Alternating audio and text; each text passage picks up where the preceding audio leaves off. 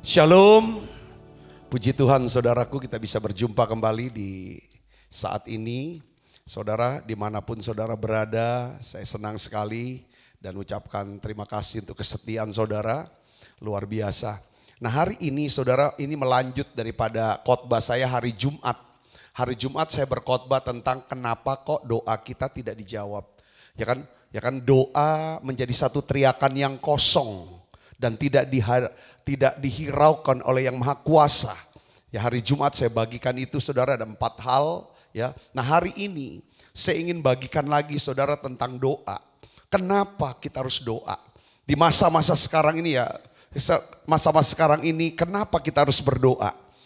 Memang ada satu seruan ya saudara dari Tuhan, panggilan dari Tuhan. Yeremia 33 ayat 3 katakan begini. Saudara, ini pentingnya doa saudaraku. Ini jawabannya. Mengapa kita harus berdoa? Yeremia 33 ayat 3 katakan begini. Berserulah, kita baca sama-sama. 1, 2, 3. Berserulah kepadaku, maka aku akan menjawab engkau. Dan aku akan memberitahukan kepadamu hal-hal yang apa? Besar dan yang tidak terpahami. Yakni hal-hal yang tidak kau ketahui. Baca sekali lagi. 1, 2, 3. Berserulah kepadaku, maka aku akan menjawab engkau dan akan memberitahukan kepadamu hal-hal yang besar dan yang tidak terpahami, yakni hal-hal yang tidak kau ketahui. Saudaraku yang kasih dalam Kristus, bahwa apa yang terjadi di dunia nyata, saudara, di dunia nyata, dalam kehidupan kita sehari-hari, yang kita bisa lihat saudara, keadaan itu diatur sebenarnya. Diatur oleh apa yang sedang terjadi di sorga. Alam yang tidak kelihatan. Heavenly places, saudaraku. Ya, ini yang kita bisa mengerti. Nah, kita juga mengetahui bahwa doa orang benar, doa orang percaya bisa mempengaruhi keputusan sorga. Katakan amin saudaraku. Nah, saya kasih contoh saudaraku tentang Musa. Pada waktu Musa ada di atas gunung Sinai, lagi berbicara sama Tuhan dan mendapatkan 10 perintah. Selama 40 hari dia puasa di sana saudara. Waktu Musa turun, apa yang terjadi? Musa melihat, Allah melihat bahwa bangsa Israel yang sudah dibebaskan dari Mesir dengan membawa emas dan lain sebagainya. Tujuan itu emas, perak dan semua kekayaan Mesir yang diperoleh ditujukan untuk dibawa beribadah kepada Tuhan. Katakan amin saudara, ngerti. Dan rupanya emas itu dipakai untuk apa? Dilebur, dibikin patung lembu emas. Lalu mereka menyembah. Karena nunggu Musa kok gak turun-turun. Saudaraku, melihat hal itu saudara, lalu Tuhan, saudaraku yang Kristus, jadi mereka bawa persembahan kepada patung lembu emas itu, lalu mereka sujud nyembah patung lembu emas. Jadi melihat hal itu Tuhan bermaksud hendak menimpakan malapetaka dan membinasakan daripada bangsa Israel ini saudaraku. Lalu apa yang dibuat oleh Musa? Alkitab catat di dalam Keluaran pasal 32 saudara. Ini luar biasa, dari ayat 7 sampai 14 itu ceritanya begini. Kita gak usah baca, nanti saudara baca di rumah aja. Saudaraku, Musa tuh sujud nyembah. Dia bersyafaat. Saudaraku Yesus Kristus. Dia bersyafaat dengan dia bicara. Apa kata bangsa-bangsa lain. Allah yang membebaskan Israel dari tangan Mesir. Dengan mukjizat yang luar biasa. Masakan hanya untuk dibunuh di padang pasir ini, di padang gurun ini. Ingatlah perjanjianmu kepada Abraham, Ishak dan Yakub. Dia bersyafaat saudaraku, dia berdoa. Biarlah engkau batalkanlah, menyesallah dari rencanamu untuk membinasakan daripada bangsa ini. Saudara, bahkan dalam doa syafaat yang lain dia bilang, karena Tuhan bilang aku binasakan, aku akan bangkitkan satu bangsa dari keturunanmu Musa. Enggak usah, binasakan aku aja. Jangan bangsa ini. Dan Musa tahu Tuhan tidak akan pernah menghukum orang benar. Katakan amin saudaraku. Dia bilang aku aja. Kan Musa gak salah. Apa Alkitab katakan saudara di dalam Keluaran 32 ayat 14. Baca sama-sama saja. Dan menyesalah Tuhan karena malapetaka yang dirancangkannya atas umatnya. Karena ada satu orang berdoa. Saudaraku, keputusan sorga itu berubah. Katakan amin saudaraku. Jadi apa yang tidak kelihatan itu sangat mempengaruhi kehidupan yang kelihatan. Saudara pernah baca Ayub pasal pertama, Ayub pasal kedua. Diawali dengan Ayub, cerita tentang Ayub punya istri dan 10 orang anak. Seorang yang punya kekayaan yang luar biasa. Seorang yang sangat saleh. Tiba-tiba saudara apa yang terjadi? Di alam yang tidak kelihatan, alam sorgawi, rupanya iblis bisa masuk berbicara kepada Allah. Allah tanya, kau lagi kemana? Aku lagi lihat. Lalu Tuhan bilang, kau lihat Ayub gak hambaku ini? Seorang yang saleh, takut Tuhan. Seorang yang jujur, ada integritas. Lalu iblis minta izin. Karena dia diberkati, karena engkau beri segala macam, makanya dia saleh. Izinkan aku. Untuk jamah dia, boleh jamah, tapi jangan nyawanya. Apa yang terjadi saudaraku? Ketika di alam yang tidak kelihatan, atas seizin Tuhan, iblis, akhirnya apa saudara? Yang gak kelihatan mempengaruhi yang kelihatan. Lalu apa yang terjadi saudara? Bagaimana Allah bisa memulihkan keadaan Ayub? Ketika Ayub mulai berdoa untuk siapa? Sahabatnya. Maka sesuatu yang tidak kelihatan itu diubah lewat doa. Apa yang terjadi? Allah memulihkan keadaan Ayub.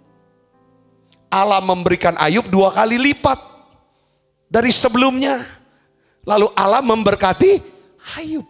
Yang ngerti kata namanya saudara. Jadi ini semua lewat doa. Saudara, doa bisa mengubahkan segalanya. Ketika ada air bah, saudaraku, Tuhan binasakan semua makhluk hidup. Saudara, kecuali mereka yang ada di bahtera, ini lambang daripada keselamatan yang ada dalam Yesus Kristus, saudaraku. Setelah air bah surut, saudara, Alkitab katakan Nuh membawa korban, persembahan. Ketika persembahan Nuh itu naik ke hadapan Allah, dicium bau harum, lalu Allah mengambil keputusan. Keputusan Allah apa saudara? Aku tidak akan mengutuk bumi ini lagi karena manusia. Saudara, ya kan? Sekalipun yang ditimbulkan hati manusia adalah jahat dari sejak kecil, aku tak akan membinasakan lagi segala yang hidup seperti yang telah kulakukan. Lihat saudaraku, hari ini saya ingin dorong saudara, bahwa sebagai orang percaya, saudara, kita perlu untuk berdoa. Katakan amin saudara. Kalau orang Kristen sudah tidak lagi berdoa, orang Kristen ini sudah terputus sebenarnya aliran kasih, aliran kuasa yang datang dari sorga. Kenapa kita harus berdoa? Pertama, saat kita berdoa, kita sedang masuk ke dalam satu tempat yang namanya tempat apa? Tempat perlindungan. Minggu lalu saya bagikan tentang apa? The secret place. Saudaraku, hari ini Tuhan suruh saya, coba kamu bahas lagi. Hari-hari ini, di masa pandemi ini saudara, kita harus ada di tempat ini. Katakan amin saudara, harus ada di tempat ini. Saya akan bacakan saudara dari Ayub 28. Saudara, Ayub 28 ayat 7 sampai 8, 9, 10. Kita akan lihat, hari ini kita cuma bahas 4 ayat ini saudaraku. Tentang doa ini, tentang doa. Kita baca sama-sama yuk. Ayub 28 ayat 7 sampai 8 dulu. Lihat sini kita baca. 1, 2, 3. Jalan ke sana tidak dikenal seekor burung buas pun. Dan mata elang tidak melihatnya. Binatang yang ganas tidak menginjakan kakinya di sana. Singa tidak melangkah melaluinya. Ini apa? Saudaraku, Ayub sedang memberitahu setiap kita bahwa ada satu tempat yang aman, tempat yang terlindungi, tempat itu tersembunyi. Itulah the secret place yang hanya diketahui, yang hanya tersedia bagi siapa? Orang-orang benar, orang-orang yang sudah ditebus oleh darah Yesus. Yang percaya katakan amin. Tempat itu adalah tempat tersembunyi, tempat yang aman, tempat yang terlindungi. Tidak ada kuasa gelap, tidak ada kuasa gelap yang dapat mengenali jalan ke sana. Tempat tersembunyi itu bukanlah satu tempat yang secara harafiah, tapi tempat tersembunyi itu adalah apa? Suatu hubungan pribadi. Hubungan pribadi. Antara siapa? Antara saudara. Antara saya dengan Tuhan. Katakan amin. Katakan amin. Ini saudaraku, binatang buas, kita nggak tahu. Saya teringat kata-kata saya beberapa minggu yang lalu. Kita bisa kerja sekeras mungkin, mengumpulkan banyak duit. Kalau tidak berada di tempat yang aman, itu habis. Gak tersisa. Saudaraku, setiap kita bisa mungkin makan yang sehat, istirahat yang cukup, olahraga yang bagus. Kalau kita gak ada di tempat yang aman, the secret place ini, tetap penyakit bisa datang. Ibu bapak bisa ngerti sini, katakan amin. Ya saudaraku, tapi kalau sudah ada di tempat yang aman ini, tidak ada satupun yang bisa mengambil dari kita. Apa itu? Sukacita kita, damai sejahtera kita. Mungkin saudara hari ini seperti kadang dirampas hartanya, keuangannya, kesehatannya. Atau orang yang dikasih. Tapi kalau kita ada di tempat yang tersembunyi ini, iblis tidak akan pernah bisa taruh yang namanya trouble spirit. Yang mengerti katakan amin saudaraku. Ya, oleh karena itu Tuhan Yesus jelaskan lagi. Saya mau ulang ayat ini saudaraku. Saya ingin dorong saudara, tiap hari jangan tidak masuk ke tempat ini. Doa. Doanya bukan cuma doa, tapi doa sampai saudara ketemu tempat ini. Sampai saudara bisa hadir di tempat ini. Ini bukan cuma sekedar ruangan, tapi ini bicara tentang satu hati, hubungan yang pribadi dengan dia. Matius 6 ayat 6 katakan, tetapi jika engkau berdoa, masuklah ke dalam kamarmu, tutuplah pintu, berdoalah kepada Bapakmu yang ada di mana? Di tempat yang tersembunyi. Di mana binatang buas, di mata elang, semuanya tidak tahu jalan ke sana. Saya bisa katakan amin saudaraku. Kalau roh jahat, kuasa gelap tidak tahu untuk bisa menjamah saudara, menjamah keluarga saudara, itu tempat paling aman sebenarnya. Katakan amin saudara. Tuhan bilang, berdoalah kepada Bapakmu yang ada di tempat.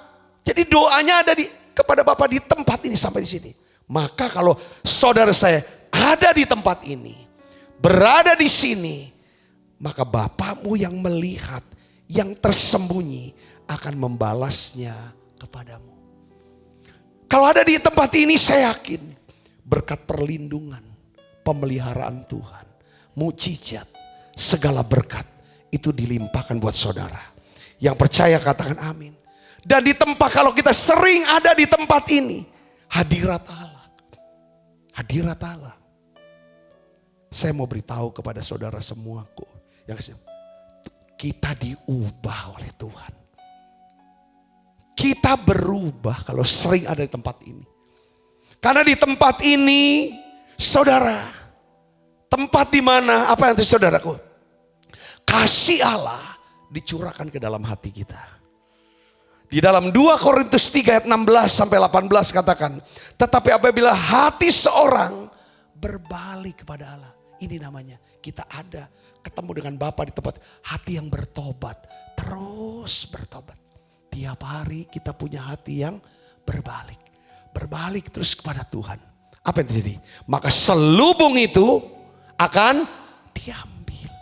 Sesuatu yang selubung yang tidak bisa kita lihat. Yang tidak kita bisa ngerti. Gimana menyelesaikan masalah ini? Kenapa semua ini bisa terjadi? Itu dibuka, kita ngerti. Oh, sekarang aku tahu.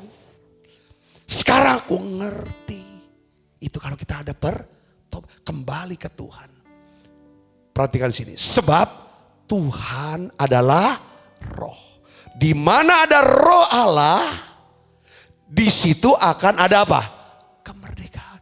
Di tempat tersembunyi ini, di hadirat Allah ini, ketika saudara berdoa, memuji, menyembah, kusuk saudaraku, cerit dengan hati yang hancur datang. Saudara merindukan, menginginkan Dia saja. Dengar baik saudaraku, di situ Tuhan buat kemerdekaan buat setiap kita. Kita dilepaskan, kita dimerdekakan. Yang percaya katakan amin. Dia ubah hati kita. Sehingga kita jadi semakin tenang hidupnya. Semakin apa? Damai hidupnya. Semakin sabar. Sabar sama diri sendiri. Sabar menantikan janji Tuhan. Sabar kepada orang lain. Gak gampang langsung menghakimi. Katakan amin. Kalau kita sama orang gak gampang kasih label ke orang itu. Gak langsung ngecap. Dia orangnya begini. Aku pernah diginiin. Hati-hati. Gak gampang. Saya ini belajar itu. Tuhan ajar saya hari ini.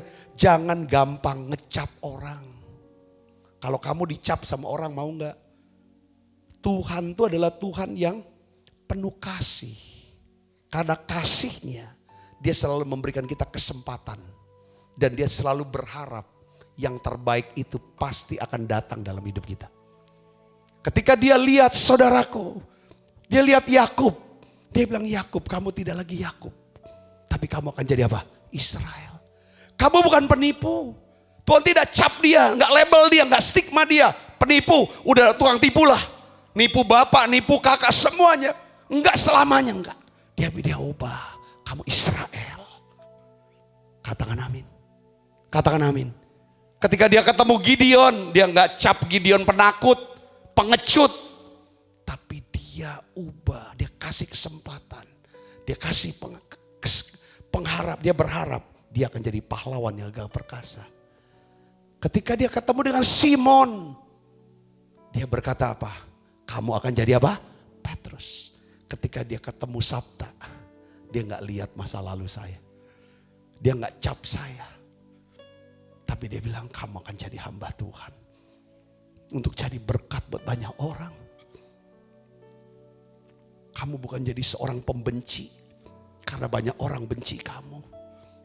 Tapi kamu akan menjadi orang yang bisa mengasihi. Bahkan orang yang membenci kamu. Saudara bisa ngerti sini kata, itu bisanya di mana? Kalau saudara saya pergi ke jalan itu. Berada di tempat itu. Tempat di mana Bapa ada. The secret place. Katakan amin saudaraku. Di tempat tersembunyi inilah Tuhan akan ubah kita semakin serupa dengan Dia. Hati kita makin murni, makin suci. Kita bisa hidup dengan hati nurani yang murni di hadapan Tuhan.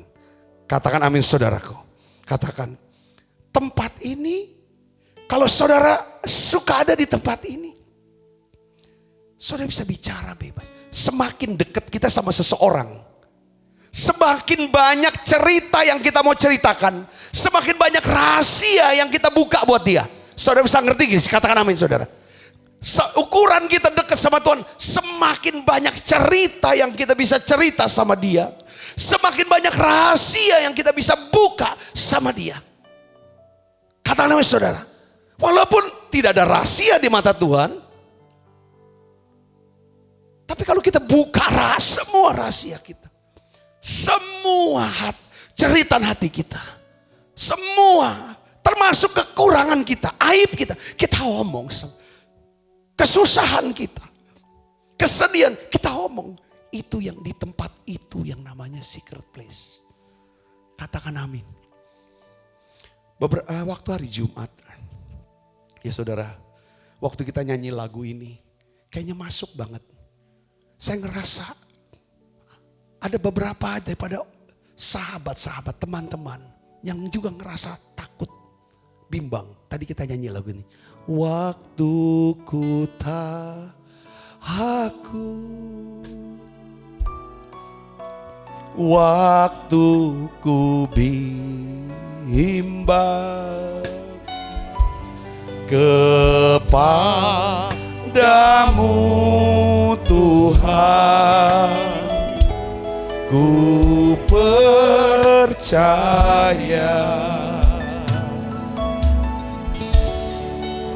segala susah aku,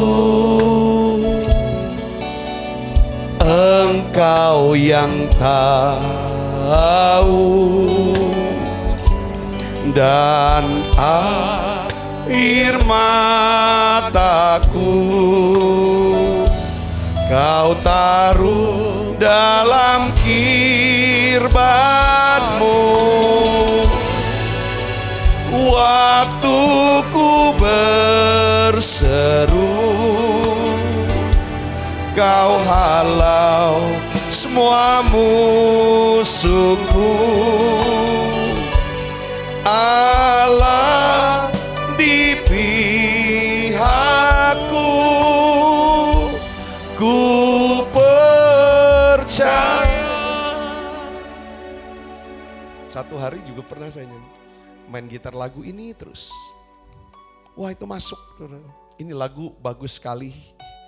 Mungkin hari-hari ini saudara rasa takut nyanyi, omong sama Tuhan. Katakan amin saudara, masuk tempat itu. Saya ingin sharingkan lagi yang kedua.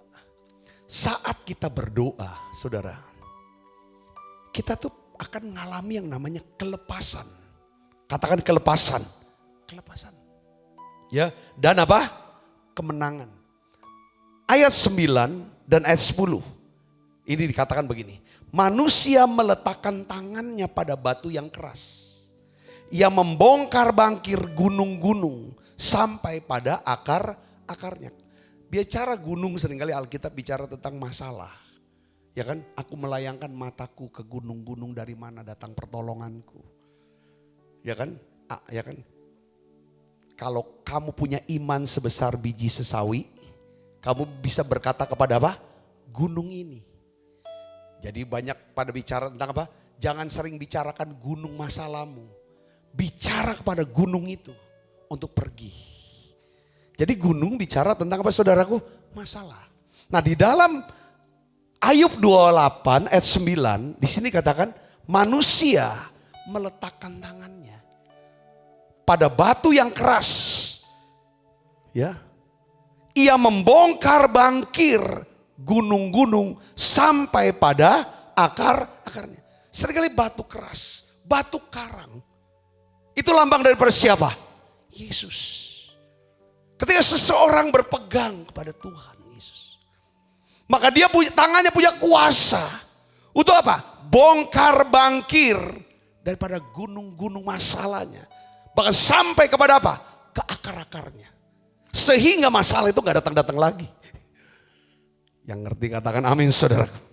Ya, saat saudara berdoa, kapan manusia ini pegang pada batu ini? Saat saudara berdoa. Yesus waktu berdoa di Taman Getsemani sering kita gambar. Ada satu batu besar. Ibu bapak yang ngerti sini katakan amin. Ayat 10 di sini jelaskan di dalam gunung batu itu ia menggali terowongan dan matanya melihat segala sesuatu yang berharga. Ini ada dua alternatif dalam hidup kita. Cara Tuhan menolong kita. Pertama gini. Dia bisa bongkar bangkir gunung batu sampai ke akar-akarnya. Kalau dia nggak bongkar bangkir gunung batu kita, maka dia akan buat terowongan. Ini sama. Ada dua kejadian murid-murid dihajar badai ketika mereka ada dalam perahu. Yang pertama, ketika Yesus ada bersama dengan mereka, Yesus menghardik badai dan badai tenang. Saudara bisa ngerti sini? Ya, amin saudara. Yang kedua adalah ketika mereka diombang-ambing badai, Yesus tidak ada di situ. Tapi Yesus berjalan di atas badai. Lalu Petrus meminta, kalau itu Tuhan, suruh aku berjalan di atas badai. Jadi ada saatnya juga Tuhan bilang, badai aku tidak hardik, tapi aku mau kamu berjalan di atas badai. Yang Tuhan tenangkan bukan badainya, yang Tuhan tenangkan yang mana? Yang di dalam kita. Katakan amin saudaraku. Jadi Tuhan bisa. Saya kasih contoh detail lagi begini. Di dalam pelayanan kita, saudaraku, kesembuhan, saya melihat ada beberapa jemaat orang Kristen yang kena sakit kanker. Dia datang kepada kita, Pak Sabta, saya nih kena kanker. Ini loh hasil laboratoriumnya. Lalu kita sepakat berdoa sama-sama untuk kesembuhan kankernya. Setelah didoakan, pas waktu mau terapi, dokter bilang kankernya tidak ada, tidak perlu kemoterapi. Saya percaya ini namanya pegang gunung batunya dibongkar bangkir sampai ke akar-akarnya.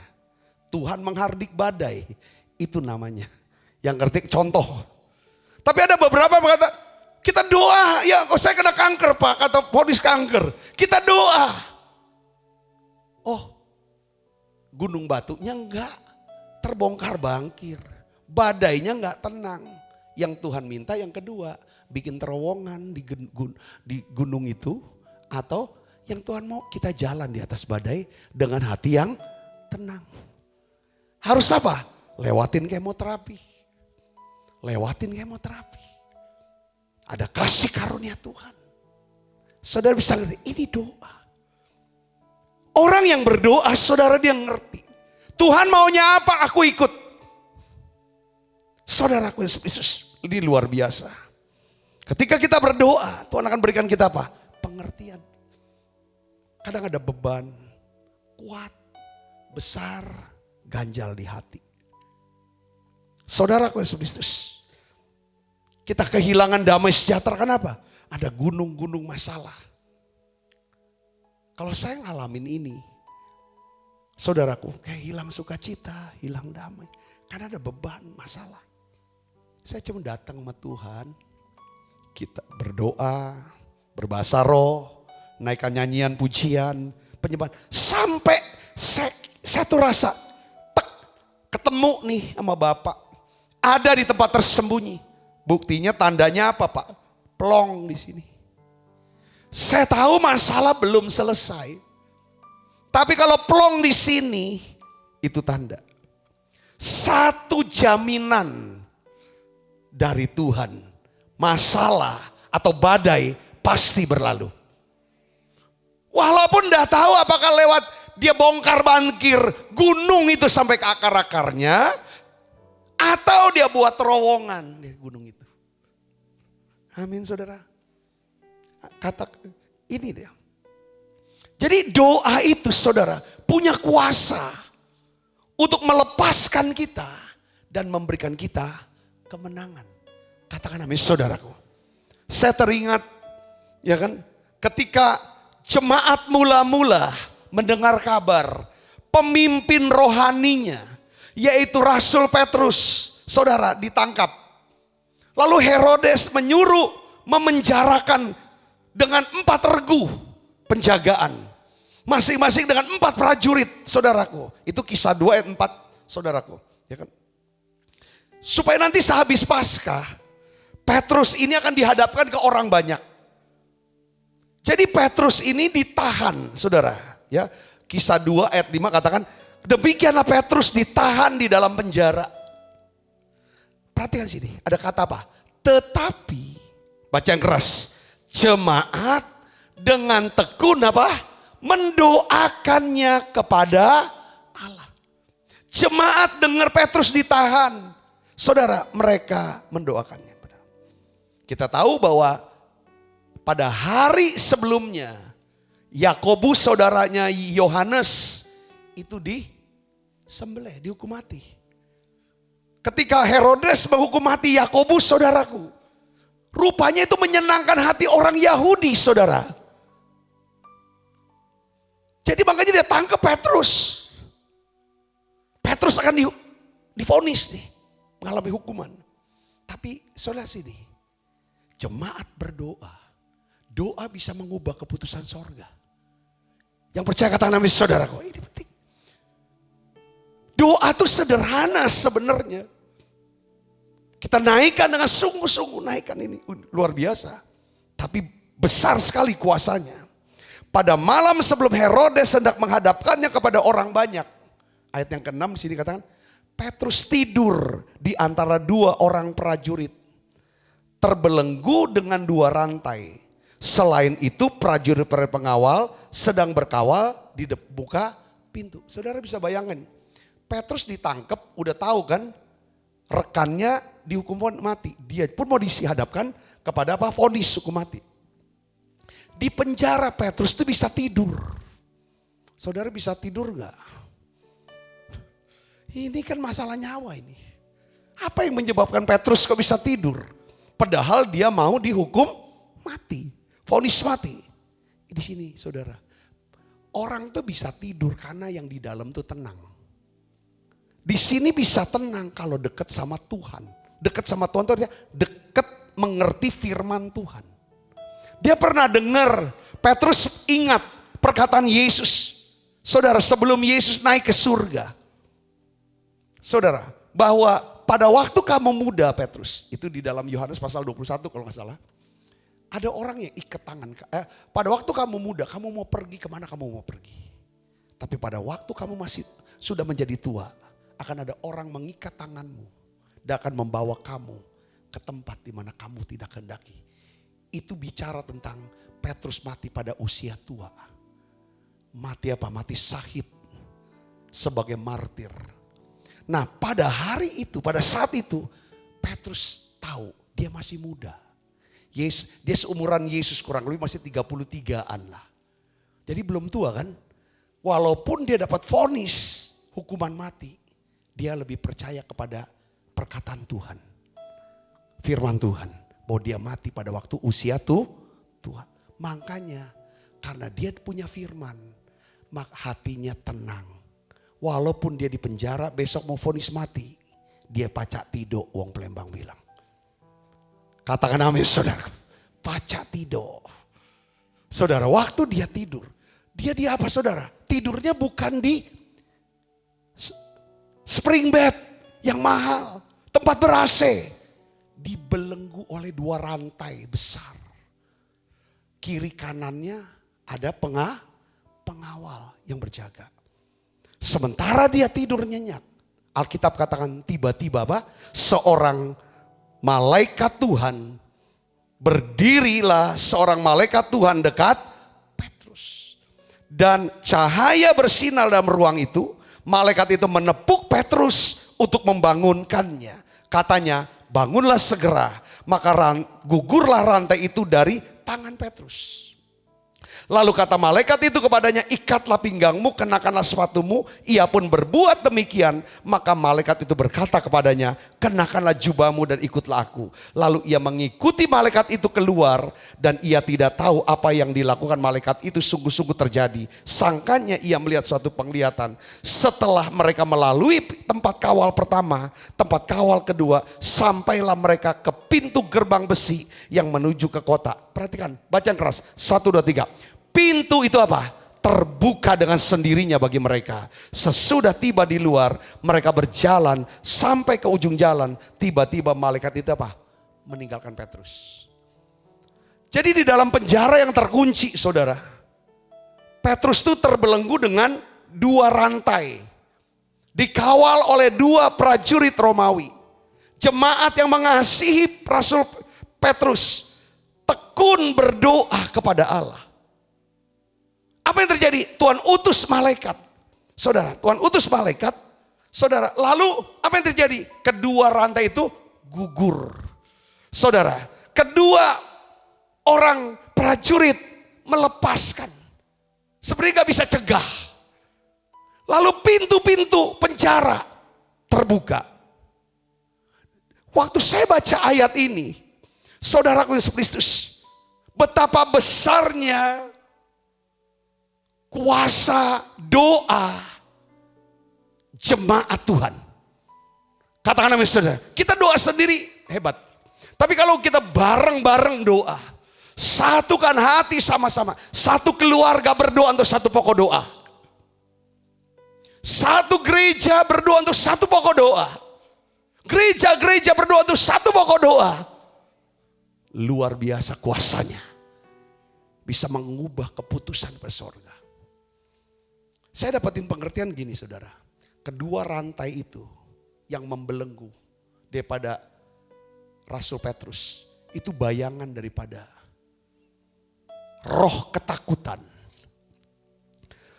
Roh ketakutan yang membelenggu siap anak Tuhan. Roh ketakutan. Roh ketakutan ini melumpuhkan kita. Sehingga kita gak berani buat apa-apa. Yang kedua, rantai yang kedua ini namanya roh apa saudara? Roh yang meragukan. Roh keraguan. Ragu akan kasih Tuhan. Tuhan mengasihi aku. Ragu akan kuasa Tuhan. Jadi bicara tentang apa? Roh ketakutan dan roh ketidakpercayaan. Sinis. Ini pandemi udah hampir setahun. Anak Tuhan banyak yang sudah tidak lagi ibadah onsite. Ibadah online. Bunyi suara anjing, guguk, suara ayam, kukuruyuk. Belum teriakan orang. Lalu bunyi handphone. Sambil masak, sambil rebah. Sampai akhirnya banyak yang kita enggak ibadah. Tidak berada di tempat tersembunyi. Orang yang ada di hadirat Tuhan yang baru bisa masuk. Ibadah itu baru bisa membawa keuntungan buat setiap kita. Dampaknya apa? Kalau yang di dalam ini, manusia rohani kita ini lemah. Roh kita ini lemah. Gampang sekali iblis rantai kita dengan roh ketakutan. Rantai dengan ketidakpercayaan. Lihat keadaan, rantai bicara keadaan. Keadaan buat kita takut. Kalau takut lalu roh ketakutan, roh jahat. Hajar kita dengan takutan. Keadaan membuat kita jadi tidak percaya dan sinis. Sinis sama diri sendiri, sinis sama orang, sinis sama Tuhan. Ada dua pengawal, lambang apa dua pengawal? Ini bicara orang. Rantai bicara keadaan. Orang, ini bicara roh intimidasi. Ada orang-orang yang mengintimidasi kita. Ada orang-orang, satu roh intimidasi. Yang kedua, roh yang membuat kita apa? Putus asa. Orang bisa nyebabin kita putus asa. Sudahlah tawar, pahit. Ibu bapak saudaraku yang Kristus. Apakah saudara sedang menghadapi pergumulan berat yang menyebabkan saudara merasa dibelenggu oleh roh ketakutan dan keraguan? Apakah saudara sedang menghadapi orang-orang yang menyebabkan saudara terintimidasi dan putus asa? Saudaraku yang Kristus, Mazmur 116 ayat 3 dan 4 katakan begini. Tali-tali maut telah melilit aku. Dan kegentaran terhadap orang mati menimpa aku. Aku mengalami kesesakan dan kedukaan. Tetapi aku menyerukan nama Tuhan. Ya Tuhan, luputkanlah kiranya aku. Roh ketakutan, keraguan, intimidasi, putus asa. Ini seperti tali-tali maut mungkin yang nyekek kita. Takut dengan keadaan. Penyakit kah? Keuangan, masa depan itu keadaan, itu rantai. Sampai kita ragu, gak percaya, sinis. Lalu kita dikelilingi orang-orang yang terus neken intimidasi. Bikin kita putus asa. Jadi seperti kayak tali maut. Hari ini saudara, saya ingin beritahu kepada saudara. Kalau saudara berada posisi seperti ini. Kalau saudara sudah berdoa, libatkan orang-orang yang saudara percayai untuk berdoa bersama saudara. Katakan amin saudara. Ketika seluruh jemaat berdoa untuk satu orang yang bernama Petrus, Tuhan kirim malaikat. Rantainya gugur, 2 pengawal melepas begitu saja, pintu-pintu penjara yang tertutup terbuka. Saya percaya doa akan melepaskan 4 ikatan ini dan membuka pintu kesempatan, pintu mujizat bagi saudara. Yang percaya katakan amin. Saya tutup dengan satu kesaksian lama yang saya sudah pernah sharingkan tadi, tapi Tuhan tuh suruh saya sharingkan tentang Raymond. Raymond ini empempek Candy, anak Pak Agong, Ibu Meme. Kita saudara sudah kenal Raymond, saudaraku, ya kan? Beberapa tahun yang lalu, Raymond tuh ngalami koma. Saudara di ruang ICU, CCU ya saudara, ruang ICU di Malaysia ya, di Malaysia. Waktu dia masih sekolah pada waktu itu. Ngalami apa? Pendarahan otak. Pemain berongsai ke pendarahan otak, saudaraku. Pendarahan otaknya cukup parah. Nah, dokter mendiagnosa dan memprediksi Raymond, saudara, setelah waktu pendarahan itu. Dan mengambil kesimpulan, sangat kecil kemungkinannya Raymond bisa hidup secara normal. Sebab pendarahannya udah cukup parah, pendarahan di otaknya. Saudaraku. Jadi Raymond mungkin akan terkulai, lumpuh. Sulit bicara, sulit berpikir dengan normal. Bahkan harapan hidupnya sangat kecil. Saudara, pada saat itu tim dokter tidak bisa memberikan jaminan ya kan untuk kesembuhan sekalipun akan dioperasi. Raymond akan dioperasi, saudaraku. Kita masih ingat gak saudaraku? Pada saat itu kita sama-sama berdoa. Berdoa, saya ajak jemaat, kita doa, kita sebut nama Raymond, kita bawa ke Tuhan. Kita nyembah, kita doa. Saya rasakan pada waktu kita doa, itu hadirat Allah begitu kuat. Kita doa untuk Raymond. Saudara, apa yang terjadi? Saudara, mukjizat terjadi buat Raymond. Tim dokter yang melayani daripada Raymond terkejut. Mereka melihat kemajuan pesat dari kesembuhannya Raymond. Saudara, ya kan kesembuhannya. Jadi habis operasi saudaraku, itu kan masih koma. Mungkin komanya tuh masih lama. Itu begitu cepat Raymond bisa sadar. Dan dokter bilang ini juga sadar juga untuk jalan tuh susah. Kita sudah tahu ceritanya berikutnya saudara. Bahwa Raymond sembuh total. Sembuh total. Coba beri kemuliaan buat Yesus. Sekarang Raymond ini jadi pelayan Tuhan di sekolah minggu. Sering khotbah untuk ibadah sekolah minggu. Raymond sudah menginspirasi menjadi berkat buat banyak orang. Dan yang hebatnya Tuhan adalah Raymond ini adalah salah seorang barista. Waktu ikut pertandingan itu juara 2 saudara untuk Indonesia. Dia punya toko kopi luthier yang specialized itu saudara apa untuk specialty ya, untuk kopi kelas tinggi. Namanya luthier dan dia tuh terpanggil untuk mempromosikan kopi lokal Semendok, Sumatera Selatan. Saudara sering pergi ke Pagar Alam sendiri cari kopi-kopi unggulan yang jual di Tokopedia. Saya melihat saudaraku apa yang terjadi ketika keluarga, ketika dokter pun lihat ini tidak ada harapan lagi. Saya mau ngomong tentang doa. Ketika kita berdoa bareng, sesuatu yang besar, yang ajaib itu terjadi. Katakan amin saudaraku. Kita juga lihat lagi. Banyak tuh cerita. Doa bareng kita. Apalagi saudara. Kalau kita mau saksikan yang dahsyat-dahsyat saudaraku. Itu hal yang luar biasa. Contoh. Sudah cukup lama saudara. Ini satu ibu nyari suaminya hilang. Nggak tahu kemana suaminya tuh pergi. Saudaraku. Dan nggak tahu. Udah cukup lama. Lalu ngomong sama kita, Pak, suami ini, yuk kita doa segereja doa. Waktu gereja itu terbuka saudaraku. Suaminya ada di tempat ini. Dan akhirnya suaminya bisa pulang. Ditemukan dalam keadaan yang baik. Coba beri kemuliaan buat Yesus. Jadi gini saudara. Apa yang terjadi di alam nyata di dunia ini. Itu diatur oleh apa yang terjadi di surga. Dan apa yang terjadi di surga saudara. Itu bisa. Saudara. Terjadi lagi di dunia ini. Dengan lebih baik kalau ada satu orang yang berdoa. Saya berdoa, saya dorong hari ini saudaraku. Bahwa saya percaya ada mujizat yang Tuhan mau kerjakan buat kita.